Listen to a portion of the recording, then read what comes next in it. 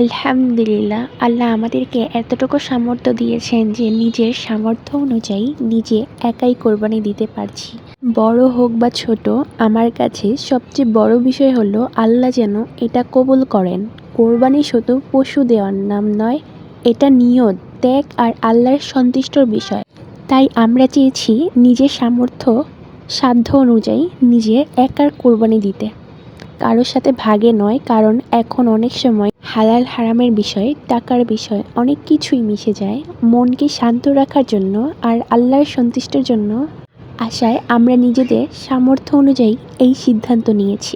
আলহামদুলিল্লাহ, কয়েক বছর ধরেই আমরা প্রতি কোরবানিতে একা ছাগল কোরবানি দিতাম, আর এই বছর আল্লাহ আরও একটু সামর্থ্য দিয়েছেন, তৌফিক দিয়েছেন, তাই নিজেদের সামর্থ্য অনুযায়ী একার কোরবানি করেছি।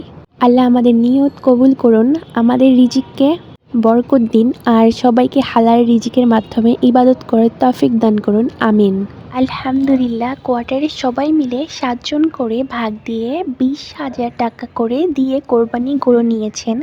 এটা তাদের সামর্থ্য আর সিদ্ধান্ত। আর আমরা চেয়েছি নিজেদের সামর্থ্য অনুযায়ী একাই কোরবানি দিতে, তাই কোনো ভাগে নয়, আল্লাহর সন্তুষ্টির জন্য নিজের একার কোরবানিটাই করার চেষ্টা করেছি।